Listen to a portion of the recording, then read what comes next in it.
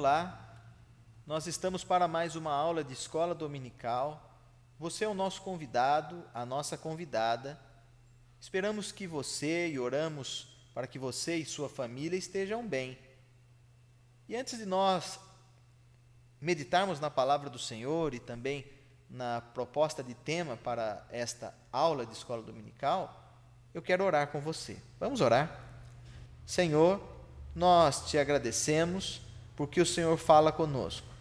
Pai, nós pedimos que o Teu Santo Espírito toque na vida de cada um e cada uma que está participando desta aula virtual, que seja um tema relevante para nós, que possamos colocar em prática o que a Tua Palavra nos ensina.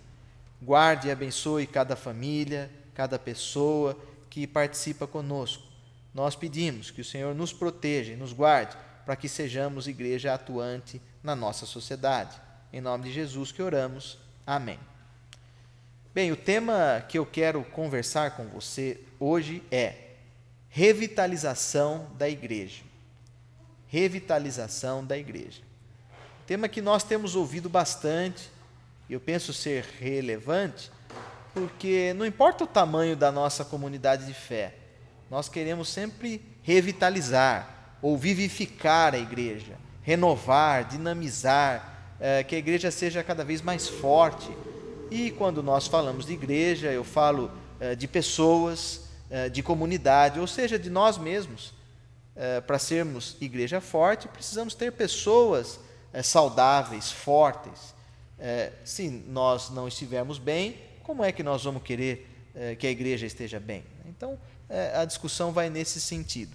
E o tema, o fundamento para a nossa aula, eu queria ler um versículo contigo, lá em Apocalipse, Apocalipse, capítulo 2, versículo 4, diz assim: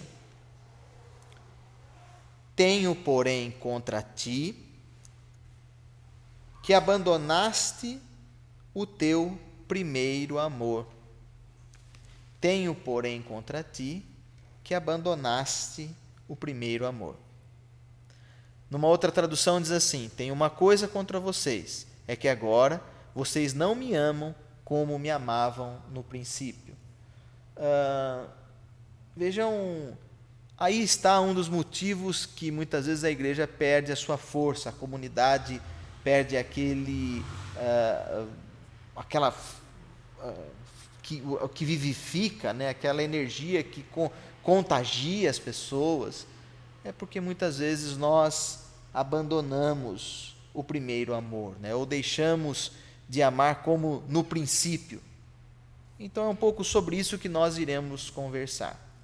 Na nossa introdução, é importante destacarmos que, como igreja, né, eu não estou falando só a nossa igreja aqui em Guarulhos, mas a igreja espalhada por todos os cantos, né, e como instituição também, uma igreja não apenas a local, mas também a instituição IPI do Brasil, nós vivemos uma crise, sim, né? Vivemos uma crise de identidade. As pessoas já não se reconhecem mais, né? Não tem mais aquele orgulho de dizer, olha, eu sou membro lá da primeira IPI de Guarulhos, né? Isso acabou perdendo a relevância como era, por exemplo, na história dos meus pais, avós. Aquilo parecia que estava no DNA, era como se o documento de tal membro, né? Outra coisa que eu também entendo é que nós perdemos a relevância. O que significa? Né? Que a gente às vezes discute temas que não estão relacionados às nossas vidas.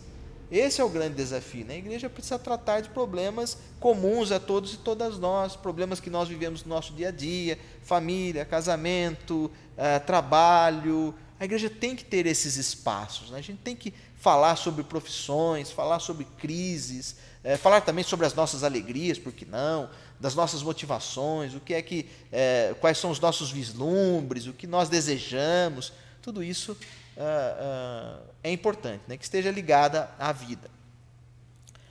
Portanto, né, se nós estamos dentro de uma crise de identidade e numa crise de relevância ou falta de relevância, nós precisamos de mudança. E isso acho que é ponto comum entre todos e todas nós. E revitalizar a igreja é trazer novamente vitalidade, trazer energia para aquele ou para aquela que está sem forças, né? eu coloco aqui no nosso slide, como se uma pessoa estivesse numa terapia intensiva, numa UTI, e precisasse recobrar as suas forças, energias para sair daquela condição de vulnerabilidade. Assim também, muitas de nossas igrejas, né? Sim, a gente precisa pensar nas questões para melhorar as nossas comunidades, né? Graças a Deus, Guarulhos não está nessa situação, mas a gente sabe de igrejas, irmãs, que estão em situações piores, né? E nós podemos sim apoiá-los e ajudá-los nesse processo de revitalização. Eu acho que isso é importante. Acho que nós que temos um pouquinho de energia aqui, temos sim que apoiar outras comunidades que necessitam dessa revitalização e essa é a nossa função. Não adianta a gente estarmos aqui um grupo coeso, forte, se outros irmãos e irmãs, vizinhos nossos, igrejas próximas, estão sofrendo. Quais são os sinais, né, e para a gente avaliar, quais são os sinais de uma igreja que precisa ser revitalizada? Quais são os sinais? Primeiro, né, quando essa igreja perdeu a sua identidade doutrinária. Né? Nós somos IPI do Brasil, nós temos a nossa organização. Quando perdemos essa referência, é sinal de que a igreja precisa de um processo de revitalização. Quais são as nossas doutrinas? Né? Se a gente já não sabe mais, nós precisamos imediatamente de um processo de revitalização. Segundo, né, quando as nossas reuniões de oração estão agonizando, né, ou poucas pessoas participando, é sinal de que a igreja precisa passar por esse revitalizar. Né? Outro ponto, quando a reunião dos crentes torna-se um fim em si mesmo, voltada para si mesmo. As nossas reuniões têm a ver com a relevância, né? Fala apenas para o nosso grupinho, né? E a gente faz por fazer. Aquilo não está refletindo a nossa vida. Se isso está acontecendo, é hora de revitalizarmos. Se nós não estamos tratando dos problemas nossos de vida, né, das nossas crises, a gente vai precisar passar por esse problema. Quarto, esse quarto nós já tratamos bastante aqui, quando nós perdemos a relevância, o sentido para as nossas vidas. O quinto, quando nós buscamos apenas as bênçãos de Deus e não mais o Deus das bênçãos, né? Eu acho que já ouvimos isso, né? As pessoas vão até a comunidade de fé apenas para receber as bênçãos, como uma espécie de um consumidor ou uma consumidora, né? Então, isso também é sinal de que as coisas não estão legais na igreja. Sexto, quando nós deixamos de plantar novas igrejas. Está vendo? Talvez a gente aqui em Guarulhos estava indo bem, né, até agora, e aí fica a pergunta. Né? Eu estou fazendo para mim essa pergunta. Eu, sinceramente, faz muito tempo que não começo um trabalho, um ponto de pregação, uma nova comunidade. Né? Como nós estamos fazendo? Temos plantado igrejas? O ponto 7, ou o sétimo ponto, quando formas rígidas, né, tomam lugar do Evangelho. Que eu acho que assim é o meu jeito e não me preocupo em me envolver com outros meios. Né? Nós não podemos esquecer que o que é imutável é a verdade de Cristo Jesus. As formas como nós fazemos, elas podem sim e devem ser repensadas.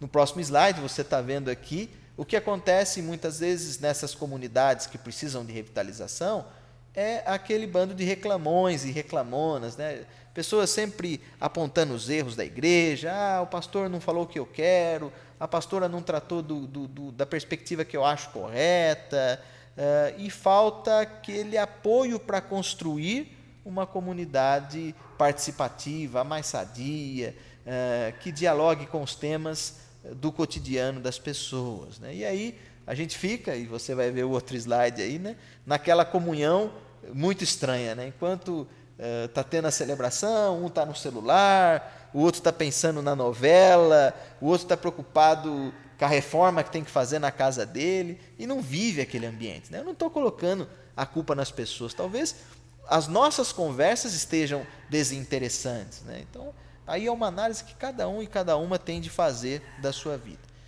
A partir desse diagnóstico, né, de que a igreja precisa, a gente viu aí os problemas, o que acontece nessa comunidade que precisa ser tratada, nós devemos partir para um diagnóstico. É preciso fazermos a seguinte pergunta: onde nós queremos chegar como igreja? onde eu estou, né? Eu estou desta maneira como igreja, e aonde eu quero chegar, como eu quero ser daqui a uns anos, qual a igreja que os nossos filhos e filhas vão herdar, né? E aí então nós precisamos seguir nessa direção. Bom, entendendo um pouco mais da revitalização, voltar para a revitalização ou para fortalecer a comunidade de fé, é preciso também ter a ciência de que quem fortalece a igreja é o Espírito Santo.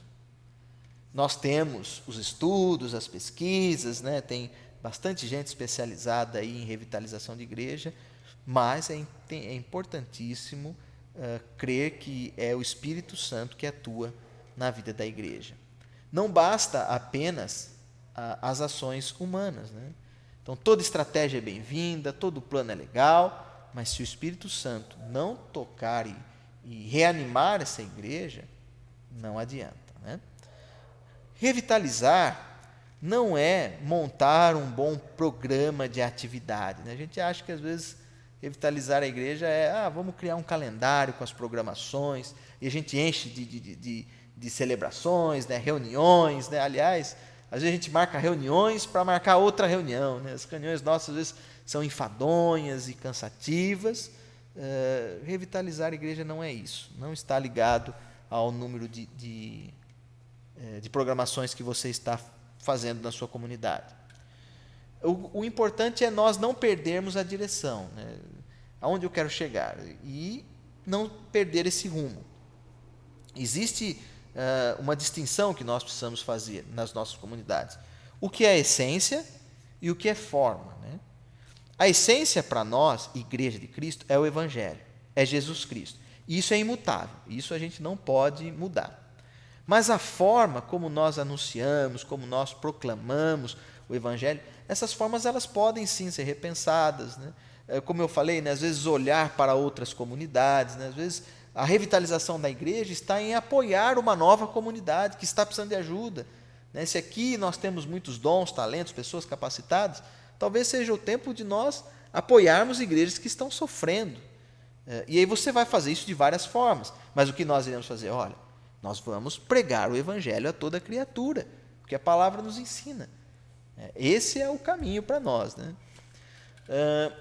Revitalizar para crescer, né? Esse também é um tópico da nossa conversa. Nosso objetivo é claro e simples, né? Levar o Evangelho para todas as nações. Esse é o nosso objetivo. Todas as nações. Às vezes a gente faz seleção, né? Falar só para os meus iguais, falar só para os irmãos e as irmãs com quem eu tenho afinidade. Não, são para todas as pessoas, né? Então tá aí. E às vezes a gente precisa mudar a forma. Talvez eu não esteja atingindo outros públicos, porque eu falo sempre da mesmo jeitão, né? Eu estou falando aqui para o Lucas, né? Sempre produzindo a mesma coisa. É hora de repensar. A palavra de Deus, na carta aos Coríntios, na primeira carta aos Coríntios, no capítulo 9, versículo 19, diz assim: porque sendo livre de todos, fiz-me escravo de todos, a fim de ganhar o maior número possível. Ainda, 1 Coríntios, capítulo 9, agora o versículo 23, diz assim: fiz-me fraco com os fracos, com o fim de ganhar os fracos. Fiz-me tudo para com todos, com o fim de, por todos os modos, salvar alguns. Tudo faço por causa do Evangelho, com o fim de me tornar cooperador com ele. Aí, olha que lição interessante, né? Fiz-me fraco com os fracos, para poder ganhar os fracos, né? Fiz-me tudo para com todos, usei todos os modos, ou todas as formas, faço tudo por causa do Evangelho, a fim de me tornar cooperador com ele, né? Que interessante. Fiz-me escravo para ganhar escravos. Olha que interessante, né?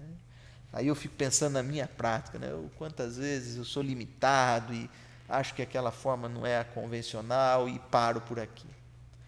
Então percebam, né? Revitalizar tem muito a ver com o nosso trabalho, né? Repensarmos a nossa maneira de trabalhar. Agora não é fácil tudo isso, né? A gente precisa construir junto, ter muita oração e pensarmos.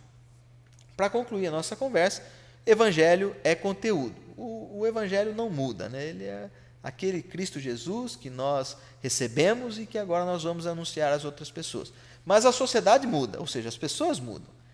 E se nós quisermos ser fiéis à nossa vocação, que é testemunhar e proclamar o Evangelho, nós também precisamos mudar. Né? Nós devemos mudar. O Evangelho não muda. A palavra de Deus continua. Né? Nós devemos mudar a nossa forma. Essa é a conversa que eu quero deixar contigo. Né? Certamente esse assunto tem muito mais coisas para debater. Fico à disposição para quem quiser conversar. Espero que tenha sido legal e que possa continuar aí na tua casa a conversa. Amém. Paz do Senhor.